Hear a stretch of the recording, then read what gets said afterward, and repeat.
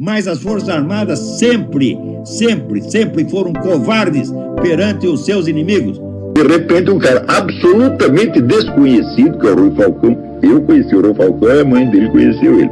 Tolerância é uma coisa e normalização é outra completamente diferente. Tudo na sociedade islâmica é regrado pelo Corão. Se você lê o Corão, que é um livro relativamente pequeno, mas 280 páginas, você verá que ele tem regulamentos sobre os hábitos diários, sobre a vida em família, etc. Ele contém todo um código civil. Esse código civil é ainda completado pelos hadiths, quer dizer, pelos exemplos de Maomé. Então você tem talvez ali o código civil mais meticuloso do universo. Tá certo? Porém, não tem um código do direito político. Não diz uma palavra sobre o que deve ser o regime político. Graças a este fenômeno é que surgiu este problema de xiitas e sunitas. Porque enquanto Maomé esteve vivo, então, de certo modo, ele condensava na pessoa dele os vários aspectos da sociedade e da liderança islâmica. Ele era, ao mesmo tempo, um líder religioso, um líder militar, era o guru da população, ele era ministro de todas as pastas e assim por diante. Então, ele era o fator de unidade do regime entre aspas, islâmico. Não havia regime nenhum, o regime era ele. E era um homem de um gênio absolutamente extraordinário, que tinha solução para todos os problemas. Então, enquanto ele vivia, ninguém teve que raciocinar muito, porque ele resolvia tudo, né? Quando o sujeito morreu, no dia seguinte, já deu o rolo. Porque aí eles perceberam que não havia regime nenhum. Então, primeiro, nós temos que eleger vai ter que ter um chefe esse negócio, né? Então, alguns achavam que esse chefe tinha que ser, vamos dizer, um continuador da obra de Maomé. Portanto, alguém investido também da missão profética e dotado do carisma profético. E outros disseram, não, de jeito nenhum, o único profeta que teve é esse. Ele disse que ele era o selo da profecia, então acabou, não tem mais profeta agora. Então tem que ter apenas um governante civil, tá certo? E o guiamento espiritual da comunidade deve caber à própria comunidade nos seus, vamos dizer, representantes mais eruditos e mais ilustres, que formariam o que se chama Uma. Uma é a comunidade, mas não a comunidade no sentido de todo mundo. A Uma é a comunidade de todo mundo que pensa e que está interessado no assunto, né? Então, esta entidade informal, a Uma, é que seria o guiamento espiritual da comunidade. E outros acharam, não, nós temos que ter aqui um profeta, e escolheram, evidentemente, o genro de Maomé, Ali, que era, de fato, espiritualmente, o homem mais notável da comunidade. Não só espiritualmente, mas intelectualmente, sobre um monte, era um tipo muito especial. Tá? Agora, acharam que ele era ainda mais especial do que era, porque acharam que havia realmente nele o carisma da profecia. Então, é uma espécie de continuador do profeta. Então, é isso que é a distinção entre sunita e xiita. Sunna quer dizer os costumes, e os costumes não é nada mais do que a coleção dos hadiths, quer dizer, a coleção daquilo que foi copiado, foi anotado da vida de Maomé e que serve como modelo para a conduta de gerações e gerações de muçulmanos. E xiita não quer dizer nada mais do que Shia, quer dizer os companheiros, que são os companheiros de Ali, aqueles que ficaram fiéis a ele, que eram a minoria. E entre os xiitas, então surge a ideia de que a profecia prossegue ao longo dos tempos, tá certo? Então a subsistência da comunidade depende de haver um líder carismático a cada nova geração. Isso que se chama justamente o imam. Imam é um nome que... Imam quer dizer duas coisas. Quer dizer, em primeiro lugar, o imam é o sujeito que chefia a prece, ou que conduz a prece. Não sei se vocês já viram prece muçulmana. Fica um bando de gente alinhada aqui. Tem um sujeito na frente que ele diz a prece em voz alta e os outros aqui repetem ou ecoam. Ele conduz a prece de algum modo. Então, evidentemente, cada mesquita tem um imam, e se juntar dois muçulmanos para rezar numa casa, um deles vai ter que ser o imam. Mas também a mesma palavra é usada num sentido já mais ampliado para querer dizer o grande guia espiritual do mundo xiita.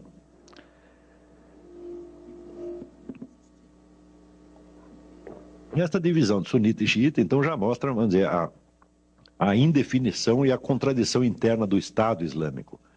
Você falar de Estado Islâmico é até estranho, porque até hoje ninguém sabe o que é um regime islâmico.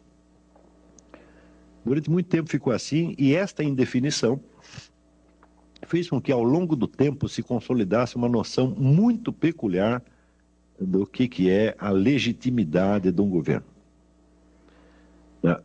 Evidentemente, toda a teoria do Estado subentende o que seria o critério de legitimidade do governante. No mundo islâmico, o governo legítimo, a critério do governo legítimo é o seguinte: o governo legítimo é aquele que existe.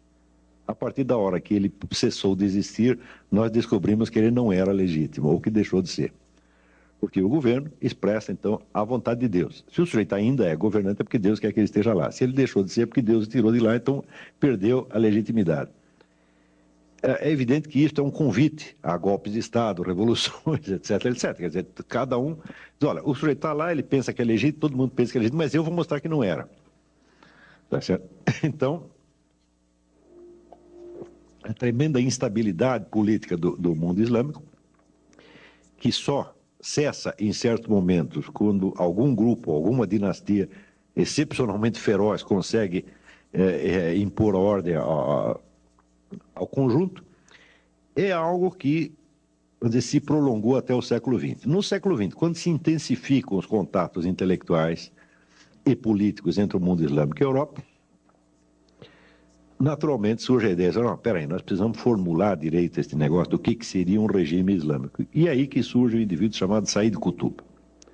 Said Qutb era um revolucionário egípcio que escreveu um comentário ao Corão em 30 volumes, chamado A Sombra do Corão. Né?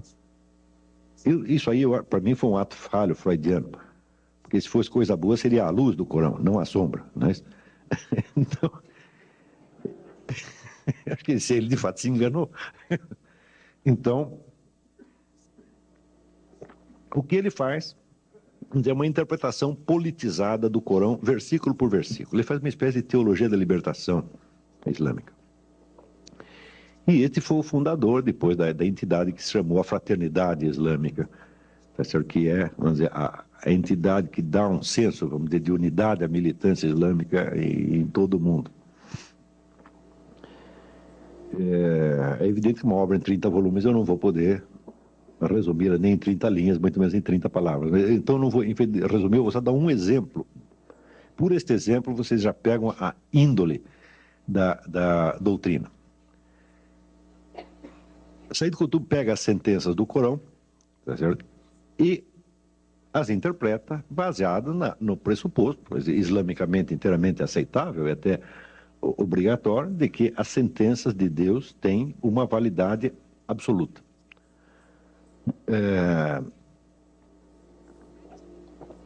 Uma das sentenças diz o seguinte: há uma definição corânica de tirano. A definição é a seguinte: tirano é aquele que proíbe o que Deus permite ou permite o que Deus proíbe. É boa a definição, é ótima, não é isso? Se você entender, vamos dizer, a palavra Deus no sentido que se deve entender, que é, vamos dizer, aquilo que é o fundamento mesmo da ordem da realidade, não é isso? Então, vamos dizer, o tirano é o sujeito que ele quer, vamos dizer, tornar possível aquilo que na realidade é impossível. Ele quer tornar impossível uma coisa que já era perfeitamente possível, não é isso? Então, a definição não é ruim, não. Mas vejamos como Said Qutb a aplica. Ele diz, muito bem.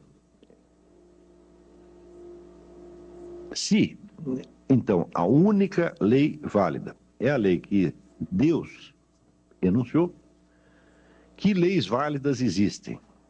Então ele raciocina de acordo com uma ideia da corânica também, que é a ideia do povo do livro. Tá certo? Por exemplo, os judeus são o povo do livro. Por quê? Porque eles têm um livro sagrado que lhes foi dado por Deus. Os cristãos também, e assim por diante. Tem uma série de povos do livro. O povo do livro recebeu uma mensagem divina. Então, de certo modo, é um povo obediente a Deus. Porém, de acordo com a tradição islâmica, todos esses livros que foram recebidos pelos povos do livro foram copidescados e falseados por uma sucessão, tá certo, de editores bem ou mal intencionados. Então, só sobrou um livro confiável, que é exatamente o Corão. Olha, você tem essa tal de Torá, o negócio é bom, foi Deus, tá, mas vocês mexeram tanto nisso que você não sabe mais o que é, o que não é. Então, vou resolver o seu problema. Toma lá o Corão, tá certo, que é a última edição, tá certo, fiel e estável. Né? Você lê e diz, mas não parece, né? Não parece, mas é. Não parece porque a sua está alterada. Essa aqui é que está inalterada. Então, se é assim, bom, a conclusão é que somente os regimes que são baseados exatamente na lei corânica é que são legítimos. Os outros são todos tirânicos. Todos, sem exceção. Ora, lutar contra a tirania faz parte do jihad. Jihad, o pessoal entende que é guerra santa, não é. Jihad é esforço, é ascetismo, quer dizer, faz parte do aperfeiçoamento do sujeito na prática da lei islâmica. Ele tem que fazer um esforço. E a luta contra a tirania, tal como entende Said Qutb, a luta contra a tirania faz parte do jihad, portanto faz parte das obrigações islâmicas. É uma daquelas milhares de obrigações que vem depois das 5. Né? Começa com 5 e termina com 40.005. Quando chega na 30ª, 90ª, etc., tem o jihad. Resultado, todo e qualquer cidadão islâmico que esteja vivendo num país sob regime não islâmico tem a obrigação de lutar para derrubar o seu governo.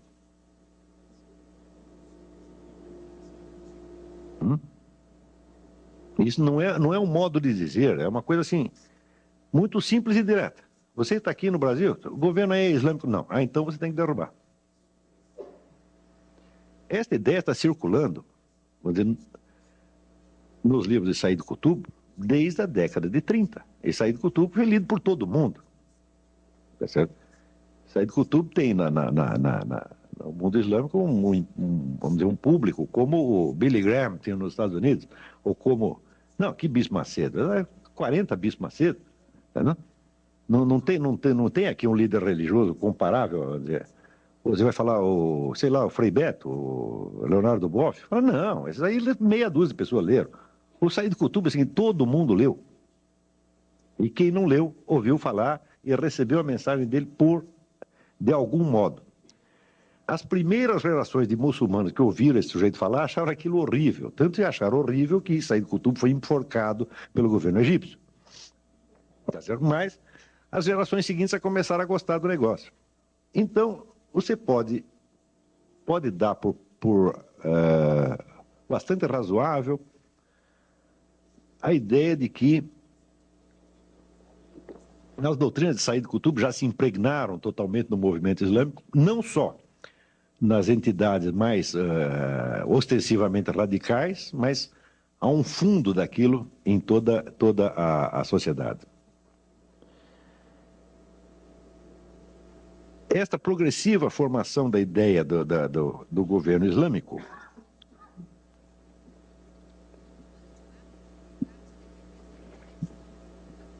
chega, vamos dizer, a uma espécie de perfeição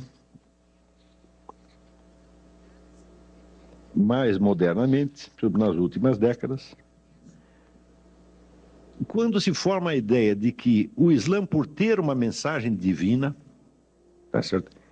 Ele é o complemento espiritual natural da revolução socialista no mundo. Então, primeiro tem que haver a revolução socialista, a qual, porém, lamentavelmente, deixará o homem desarraigado da comunidade e desligado do sentido último da vida. Porque a revolução socialista é toda feita em função de pretextos meramente econômicos, a justiça meramente econômica, uma coisa assim. Ele diz, tudo isso é muito bom, mas é evidente que nem só de pão vive o homem, tá certo? Então, o Islã é a cereja do bolo socialista. Quer dizer, depois de feita a Revolução Socialista, nós indicaremos ao mundo já socializado o caminho de Deus, tá certo? Então, digamos que o socialismo seria para o o futuro mundo islâmico, mais ou menos aquilo que Júlio César foi para a civilização cristã. Ele é o único unificador do mundo antigo. A partir da hora que unifica o mundo antigo, então entra uma nova, preparado o corpo da Europa, então tem uma nova mensagem que dará uma nova vida espiritual à civilização.